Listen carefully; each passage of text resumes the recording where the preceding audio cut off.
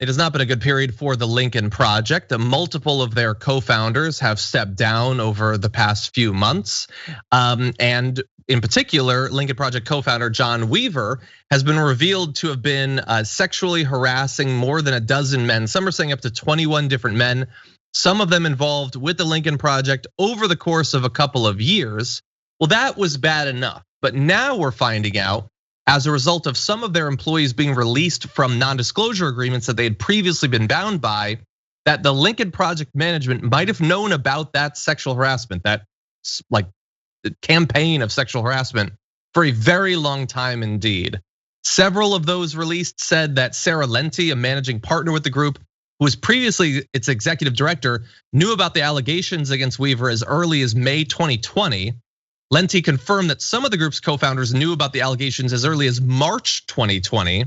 Steve Schmidt and co-founder Reed Galen were among those who knew, according to multiple sources. Now, if you're not familiar with the Lincoln Project, it was launched in late 2019, so a couple months before they found out about the sexual harassment, by a group of high-profile Republicans with the mission to defeat Donald Trump. It went on to raise nearly $90 million, more than half of which flowed to firms controlled by its various founders.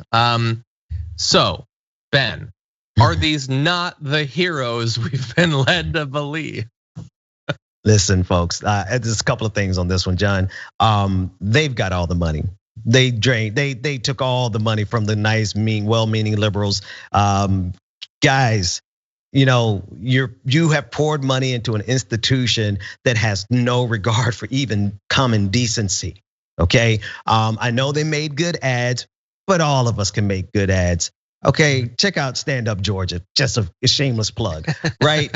You poured millions of dollars into this organization and you poured it into the bad guys because they have no qualm about using your money to live a lifestyle that the rest of us are like, quite frankly, John, like none of us, we know that we can't afford to be high flying and in the limelight and live certain lifestyles. Like we have to live a level of transparency in what we do because we're all fearful of the letter that the FBI sent to Martin Luther King. So we got to keep our noses clean. These people are out here, they're taking your donations and just living any kind of life they want. You poured your money into the bad guys. Can you pour your money into the good guys for a change? Yeah, and apparently the money existed. Yeah, $90 million. They made some ads that were entertaining. Studies show that the ads didn't really have much of a persuasive effect at all. That the money would have been much better used in a lot of different ways. But yeah, it's a great grift, really. And it's not to say that they don't actually hate Donald Trump. I'm sure that they do. Obviously, George Conway is not a fan of Donald Trump. I get that, but they were able to succeed in raising that money partially because the ads went, like a bunch of them went viral. But also because they could always say we're Republicans. And we see a lot more of that in the opposite way. You'll have people who will go on like Fox News and claim to be former leftists or former liberals, or you'll have a woman whose whole thing is saying that women shouldn't vote or something like that. And that's really appealing because like as much as you like people like you telling you what you want to hear, you really want the enemy to have been won over and now tell you what you want to hear. And so that's supposed to be on the right. Having the Lincoln Project come in and do it to like centrists or liberals or whatever, we should have known better. These are still really bad people and not just the sexual harassment. The sexual harassment is obviously abhorrent.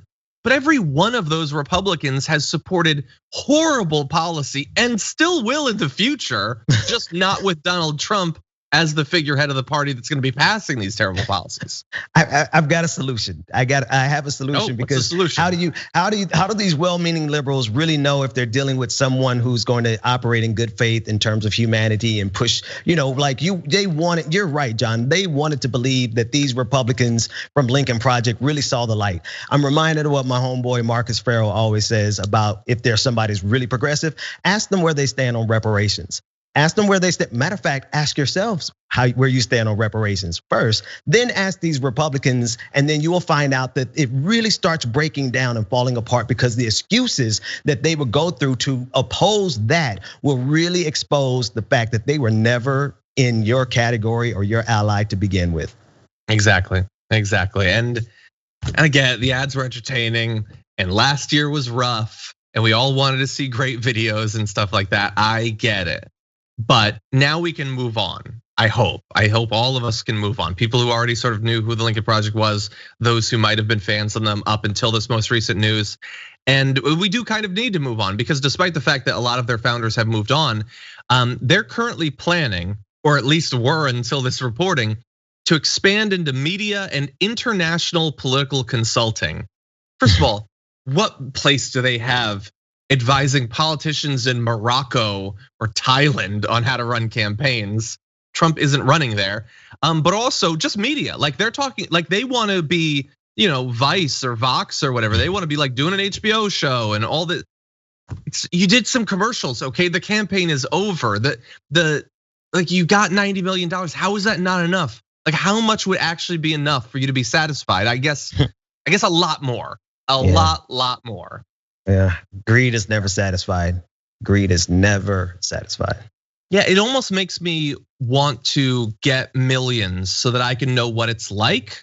I think it'd be a great social experiment. Oh, I think I should become a millionaire. Hey, put your money into the hands of people who would reject greed. Watch what I would do with $1 billion. Like there's got to be a rule. Nothing over 999,999,000. That every dollar over $1 billion we donate to charity. Every dollar over $1 billion should be taxed at 400%. 1,000%. That'll teach you.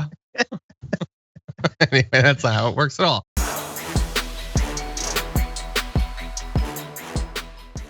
Check out the Damage Report podcast each day, wherever you get your podcasts, whether Pocket Casts or Stitcher or iTunes. You can join me as I give you the news and stories you want, with a range of co-hosts and interview guests jumping in on the fun each day. Again, that's the Damage Report, wherever you get your podcasts. And if you get them at iTunes, don't forget to rate and review. Sometimes I'll read them live on the show.